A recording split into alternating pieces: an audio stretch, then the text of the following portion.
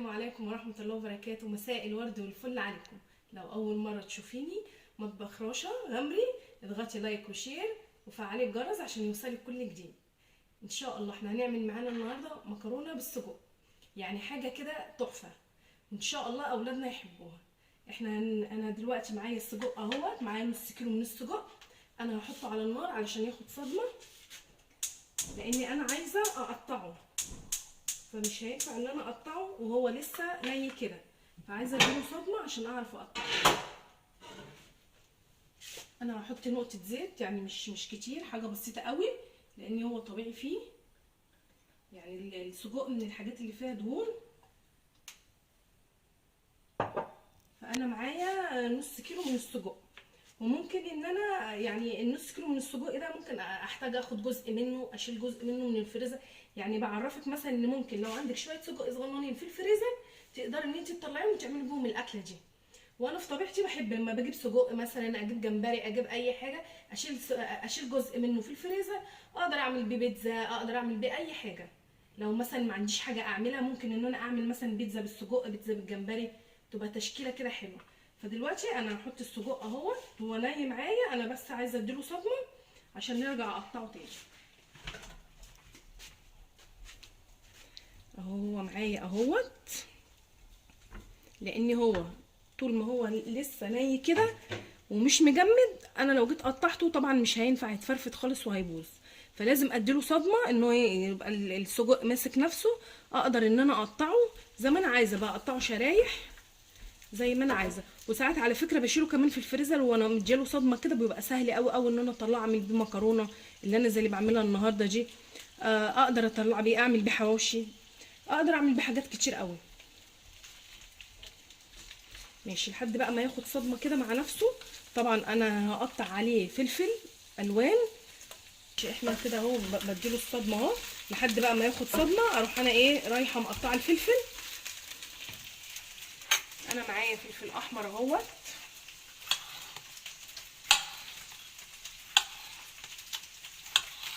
انا ممكن احتاجه كله، ممكن اخد جزء منه.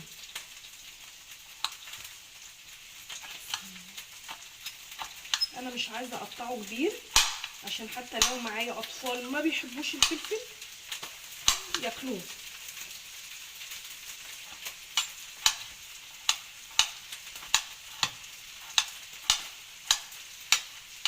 قبل ما اقطع دي طبعا بتبقى مغذيه وحلوه، وانا كان يعني الواحد بيحب يخترع للاطفال حاجات كتير عشان هم يرضوا ياكلوها. انا بعملها كده، واولادي كانوا ما بياكلوش مكرونه بالسجق، لما عملتها لهم كده حبوها جدا وبقيت اعملها لهم على طول. هي طعمها حلو قوي قوي.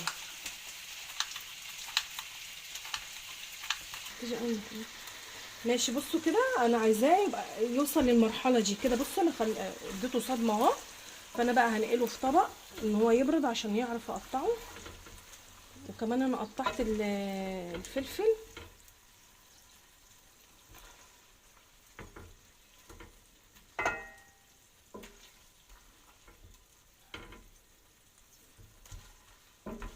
طبعا البتاع ده اللي قدام اللي نزل ده انا مش هرميه، لان انا هرجعه تاني فيه بالفلفل وهقلبه، والمكرونه وكله هيتحط فيه، فاكيد انا هحتاجها تاني. وهسيبه بقى هنا يبرد عشان نرجع نقطعه.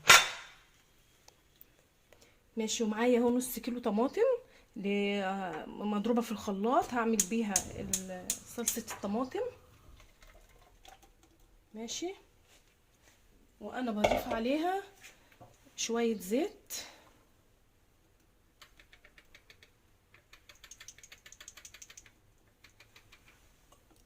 طبعا انا مش هحط زيت كتير لان كل ده هيرجع في الطاسه تاني بتاعت السجق.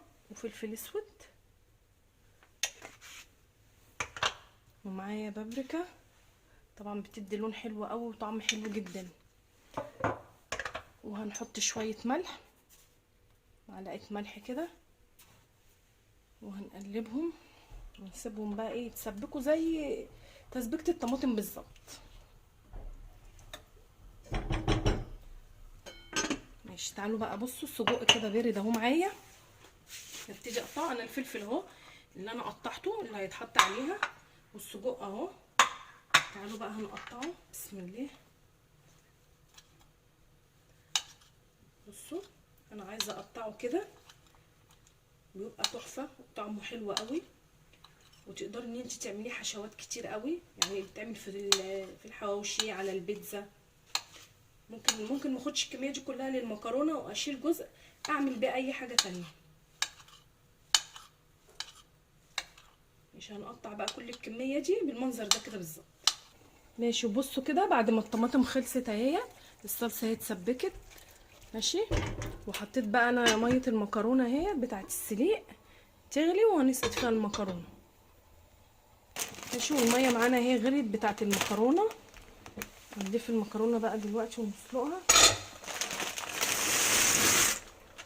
انت بقى حابه تعملي لاولادك، شوفوا من بيحب انه نوع مكرونه، وعنهم مكرونه قلم، مكرونه اللي هي المقصوصه، اي حاجه اهي. اول بقى ما تتسلق وتخلص هنرجع تاني للصينيه اللي هي كان فيها السجق بقى، هنحط فيها كل حاجه. احنا بنسلق المكرونه اهو. هنشوح بقى ديت الصينيه اللي كان فيها السجق. هنشوح بقى الفلفل كله كده لحد ما المكرونه تتسلق، ومعاه السجق اهو. انا وريته لكم وهو بيتقطع بالشكل ده.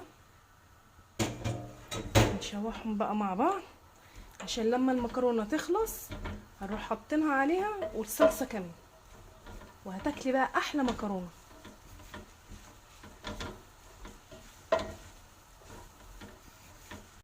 معانا المكرونه اتسلقت اهي. هضيفها بقى فوق السجق والفلفل كلها كده، وهروح حاطه عليها كمان الطماطم الصلصه بتاعتها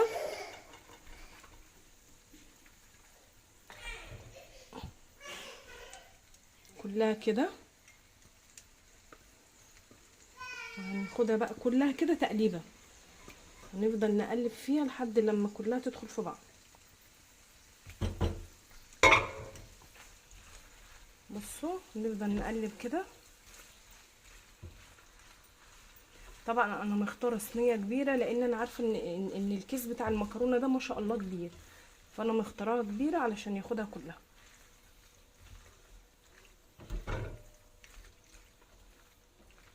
بصوا هنقلب فيها بقى لحد ما تبقى بالمنظر ده كده.